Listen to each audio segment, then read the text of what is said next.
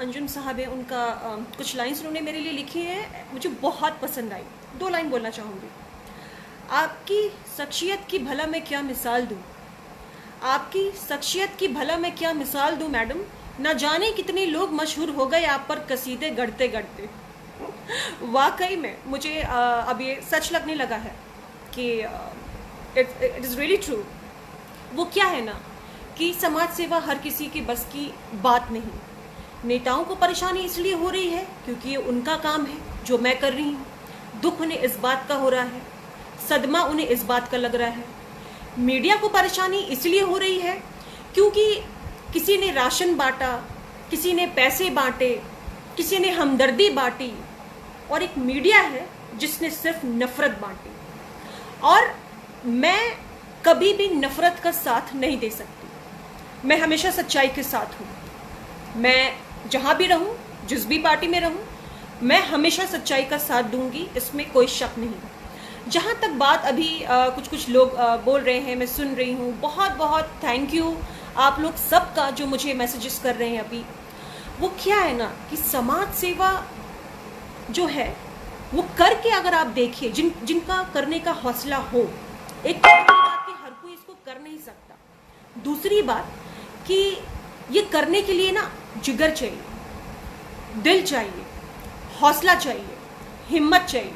हर किसी के बस की बात नहीं है कि आप कर जाएं। दूसरी बात कि किसी के दुख के आंसू को पोंछना, किसी बेसहारे को सहारा देना, आगे बढ़ के किसी भूख से बिलबिलाते हुए इंसान को एक ही वक्त का खाना, लेकिन एक वक्त का खाना नसीब कराना आपके दिल को कितना सुकून पहुंचाता है, ये वो ही समझ सकता है जिसने ये किया हो। ये मैं समझ सकती हूँ या वो लोग जो ये कर रहे हैं। और मेरी हर एक सक्षम व्यक्ति जो इस समाज में है, जो सक्षम है, उनसे मेरी ये अनुरोध है कि वो भी ऐसे बेसहारे लोगों की तरफ मदद के हाथ बढ़ाएं। और ऐसा समय जब पूरा देश बिल्कुल टूट के बिखरने के कगार पे है, हम सबको एक होना चाहिए। अभी मैं ये भी बताना चाहूँगी कि अभी लास्ट जो हमारे प्राइम मिनिस्टर ने अपने लास्ट संबोधन में जो संबोधन दिया, उसमें भी उन्होंने हमें ये कहा है, हमारे रिस्पेक्टेड प्राइम मिनिस्टर ने, कि आप लोगों से जितना हो सके, आप लोग जो भी सक्षम व्यक्ति हैं वो गरीबों की मदद ज़रूर करें। मुझे उनकी ये बात बहुत अच्छी लगी, इसीलिए मैं इसको यहाँ पे रिपीट कर रही हूँ। मैं फिर से कहती हूँ, राजनीतिक बातों में हम अलग हो सकते हैं, लेकिन मुझे उनकी ये विचारधारा बहुत पसंद आई। जहाँ तक बात मीडिया की हम करेंगे, जैसे कल भी मैंने आपको एक बात बताई, दिन दहाड़े जो एक कत्ल हो गया, ये बोलना चाहती हूँ मैं, उसमें ऑडियो साथ नहीं दे पा रहा था। ये मैं बताना चाहती हूँ कि ये जो घटना है वो उत्तर प्रदेश की है, और ये मैं बताना चाहती हूँ कि कैसा राम राज है ये आपका। दिन दहाड़े एक महिला जिसका नाम ज्ञानवती है, वो अपने घर पर बैठी थी सुबह। पड़ोस का एक व्यक्ति जिसका नाम मनु है, वो दिव्यांग है। पहली तो बात कि उनके पास तमंचा कहाँ से आया पता नहीं। उन्होंने 2 गोलियां ज्ञानवती के ऊपर चलाई। पहली गोली से ज्ञानवती बच गई और दूसरी गोली सीधा उनकी पीठ पे लगी और मौके पर ही उनकी मौत हो गई। क्या ये बात आपको मीडिया ने दिखाई है? आई रियली डोंट नो दिखाई है कि नहीं, पर मैं आपको ये बात बता रही हूँ क्योंकि मैं इसे अपनी जिम्मेदारी समझती हूँ कि ये चीज़ें आप लोगों तक, जनता तक पहुँचे। हालांकि मैं प्रशासन पे इसमें बहुत तारीफ करती हूँ क्योंकि उसी वक्त प्रशासन ने उसे गिरफ्तार किया जो वो घर में छुपा हुआ था। ऐसा बताया भी जा रहा है कि उस आदमी की जो नज़र है वो उस महिला के मकान पर थी क्योंकि वो महिला अकेली रहती थी। 2 साल से उसके पति ने उसको छोड़ दिया था। एनीवेज, उस औरत की तो मृत्यु हो गई अब, लेकिन मैं आप लोगों से ये बोलना चाहती हूँ कि ये किस तरह का राम राज है। सिर्फ ये कह देने से कि जय श्री राम और आप किसी का गला काट देंगे? नहीं। सिर्फ ये कह के हे राम आप किसी का गला काट देंगे? नो।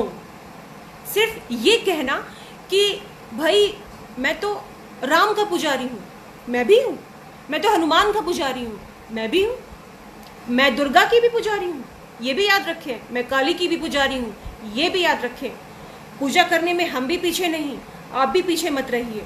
लेकिन हे श्री राम कह के आपको राम जी ने किसी को कत्ल करने का टेंडर नहीं दे दिया कि आप किसी का भी कत्ल और किसी को भी चोट पहुंचाते रहें और उसे मारपीट करें या आप मॉब लिंचिंग करें।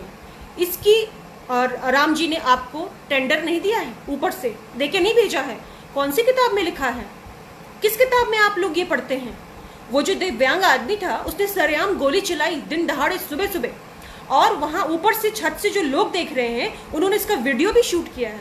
इस वीडियो को बना करके उन लोगों ने सोशल मीडिया पे डाला है।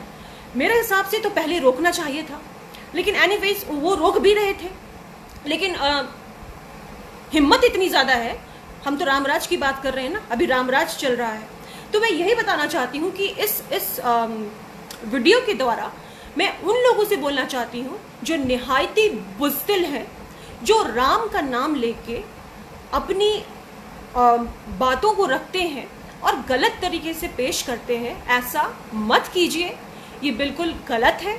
अगर आपके अंदर थोड़ी सी भी इंसानियत बची है तो अभी हमें इन सब चीज़ों को भुला करके एकजुट होना है, लॉकडाउन को प्रमोट करना है, घर के अंदर रहना है, सुरक्षित रहना है। और जैसा कि हमारे आदरणीय प्रधानमंत्री जी ने कहा है अपने पिछले संबोधन में कि गरीबों की मदद करें, और आपका सबसे पहला फर्ज बनता है गरीबों का मदद करना। अपने आसपास आप देखें किसके साथ क्या दिक्कतें हैं, उसको सॉल्व करने की कोशिश करें, ना कि ये देखने की कि डॉक्टर तारा श्वेता आर्या क्या कर रही है, ना कि ये देखने की डॉक्टर तारा श्वेता आर्या की कौन सी गलती हम पकड़ें।